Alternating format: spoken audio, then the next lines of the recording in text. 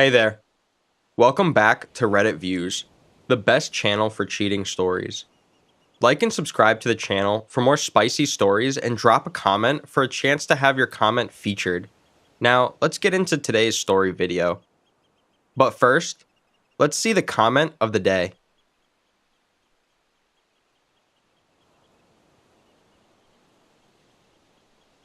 I, 26 male, detected my 5-year-long live-in girlfriend, 24 female, cheating on me with her coworker. My partner and I have been together for 7 years. We've been dating for almost 5 years and living together for around 18 months. I flew out of state for work and have been gone for a week. My flight had been delayed due to weather, so I told her I would just stay the night. But on the spur of the moment, I decided to take the red-eye and then drive back through the morning. I imagined it'd be a pleasant surprise. When I arrived, I spotted another car in the driveway. It didn't really hit me, I simply thought it was strange for how early it was. I'm used to coming home late, so I'm adept at sneaking in silently. I came in, unpacked my filthy clothes, placed them in the hamper, and then went to my bedroom. They were both in bed, only partially clothed. I didn't instantly recognize the other person. I don't know how long I stood there because they were both asleep. It didn't add up. I had one of those moments after recognizing the guy in bed with her. Just a split second where I imagined picking up something big and slamming it into his face. But it was over in a flash. I was simply exhausted and depressed. I woke her up and informed her that I was leaving for a motel. I guess she was too sleepy to realize it at first. She was smiling for a few moments before recalling. She sprang up and began to speak and cry, but I ignored her. I grabbed some more clothes and exited. Before leaving the driveway, I turned off my phone. I'm at a loss on what to do right now. I feel as if I've been in a car wreck. I'm just sitting here in this hotel room, drinking whiskey. On the way over, I stopped at the supermarket. I've got my laptop, phone, and a change of work clothes, and that's all I've got. I don't want to feel like this any longer. I don't want to be any longer. Update. I cried for a while because she was so direct about it. It wasn't the first time they'd slept together, and she didn't try to justify it by claiming there were extenuating circumstances. I wasn't stoned or drunk. He did not compel me. When he hit on me, I was flattered. He's a highly gorgeous man who could definitely sleep with a lot of different ladies. So it was incredibly special for him to choose me. It was an opportunity to appease my big ego. She claimed she'd understand if I didn't want her in the house or in my life. She complimented me for not addressing her as or etc. Despite the fact that I am. She said I didn't have to stay in a hotel, that she'd be gone in the morning, and that she'd leave her keys there. Then she apologized for betraying everything we had and shattering your trust in me. She stated I didn't have to talk to her again if I didn't want to. I can't do anything to make up for what I've done.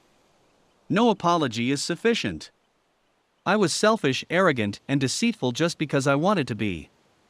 I don't deserve your forgiveness, no matter how badly I want it. I'm only asking because I'm a hypocrite. I apologize. I'm crying all over again just reading this. I'm glad she didn't try to excuse her actions. But I'm still perplexed. Update 1. I've been home for a couple hours now. I ate a grilled cheese with onions while watching Cosmos.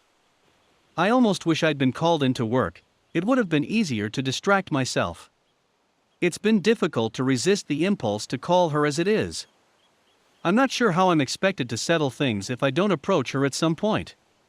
In the interim, I've received a couple phone calls. A few were from her family, with whom I am very friendly. I'm guessing she told them she'd cheated at some time yesterday. Her sister informed me that she would be staying in a spare bedroom at her house. And her father apologized through text, claiming he believed he'd raised her better. I was relieved that she had not sent me any texts. I'd be inclined to call if I heard her voice. When I realized I'd received a text from her coworker, I nearly burst out laughing. I'm sorry, guy, I didn't know. Perhaps he did, perhaps he did not.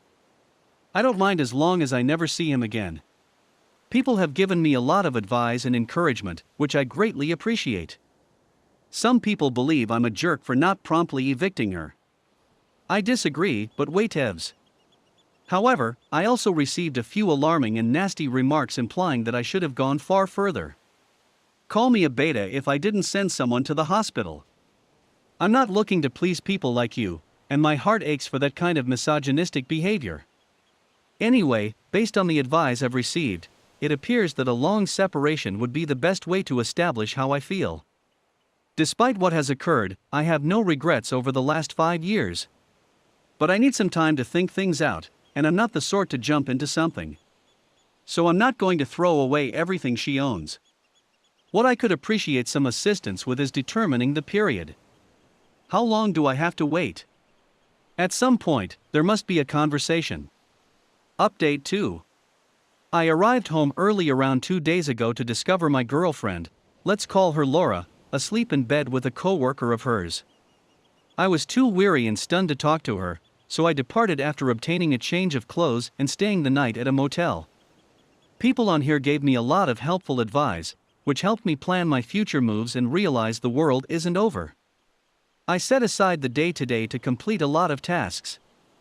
I removed her from both my internet and phone contacts. I called Laura's sister and asked her to come over and get everything Laura would need for the next few months, but I told her I didn't want Laura to come here. She concurred. Then I packed everything I knew she'd need: bank statements, phone chargers, glasses, and so on. I also jotted down all of the contact information she'd require to have her mail diverted. Her sister arrived shortly after noon with a few boxes. I aided her with packing a little, but it didn't take long. Clothes, makeup, plus a few more items I'd forgotten about. As she was leaving, she informed me that Laura had requested a transfer at work. I brushed it off and said goodbye. If she genuinely did that, I figure it's not anything I should be concerned about right now. According to what everyone on here has said, now is the time to concentrate on myself. To that purpose, I called work and confirmed that I had a week and a half of paid vacation. I won't necessarily take them right away, but it's good to know. I spent the remainder of the day just trying to have a good time. While eating double cheese macaroni, I watched 2 of my favorite Mel Brooks films. I went to the local Barnes & Noble and bought a few books. And I tried a new game called DayZ, which I am completely useless at. I believe I've made a clean break and given myself the necessary space. But I'm still in a bad mood. I was getting tiny forgetful moments all day that made me feel like I was browsing at the bookshop and thinking she'd enjoy this book. She always giggles at that part, for example, while watching a movie. I can't stop thinking about them. My brain just kicks into high speed, regurgitating memories and thoughts I don't need. I don't know how to go past that. It drives me insane. Logically, I realize that I need time and space to think things out. To reorganize. Nonetheless, the prospect of spending a month like this makes me feel as if I'm battling to breathe. What if I require 3 months? Or how about 6? Or over a longer period of time? I'm afraid I'm going nuts. I'm at a loss on what to do with myself. I'm at a loss on what to do with this spare time. I've severed the ripcord and am now free-falling. Third update.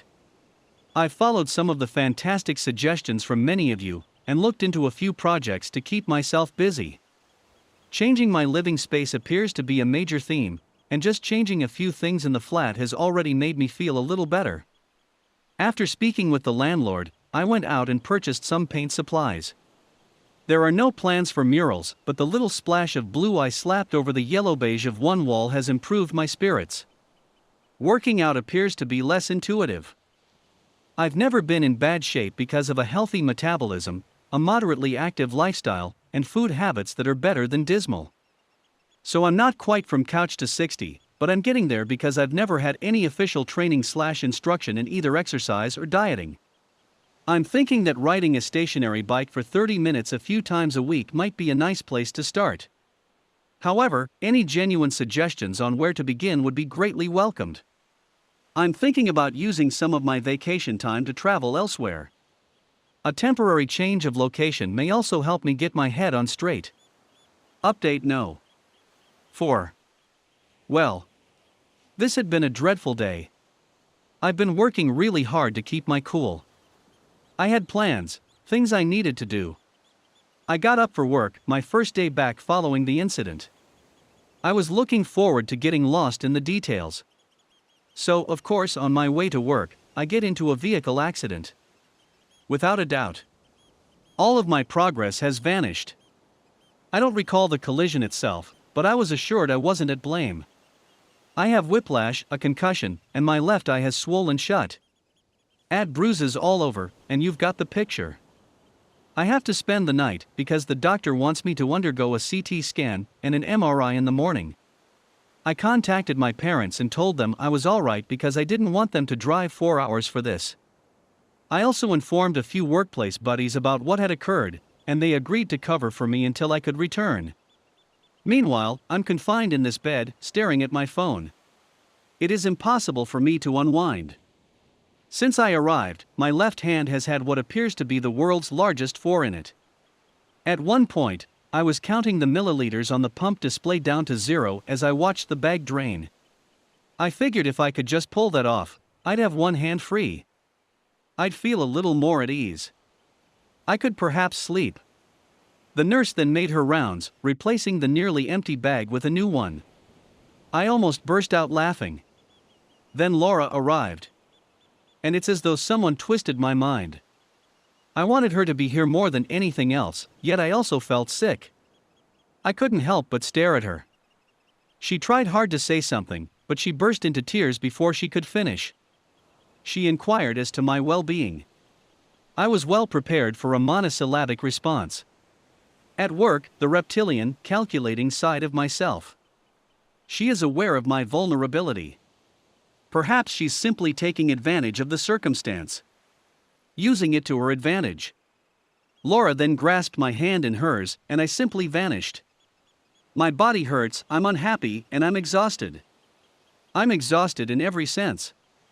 We both cried as she squeezed my hand. She just kept saying, "I'm so sorry." It took me a few moments to gather my thoughts. I desperately wanted Laura to stay, but I knew I shouldn't argue with myself in this state. I thanked her for her visit and requested her to depart. Laura was still crying and remained silent for a minute. Then she apologized for coming and told me she loved me before leaving. I'm lying here, feeling helpless. All of the projects I had planned to assist are now moot. I'm trapped in this bed with my thoughts. I can't even take one stride forward and 2 steps back. This is terrible. It's no contact, but all I can think about right now is her fingertips ruffling my hair. I'm not sure how I'm going to pull this off right now. 5th update. I got some sleep yesterday morning, but I was frequently interrupted by nurses, so I didn't get much. After the MRI results, the doctor encouraged me to stay at least another night. On the other hand, I asked them to give me medication to help me sleep, and once I eventually got the 4 out, a coworker grabbed a few things from my apartment. I had planned to update yesterday night, but I was simply too weary. Games are out of the question because my friend accidentally brought my work laptop. However, I should be out of here by noon. Laura's sister called and asked if I wanted any food sent over, but I knew who would be making it, so I declined. I need to wait 2 to 3 weeks before engaging in any hard physical exercise, so my gym plans have been put on hold. But I'd like to thank you everyone for your help and suggestions over the previous several days. I felt wretched lying in this bed, even more so after reading all the nice things most of you had to say. I appreciate the movie and book recommendations. Despite the restrictions imposed by my doctor, I'll have plenty to do for the time being. This has been the most difficult week of my life. And I don't think I'd have made it as far as I did without you.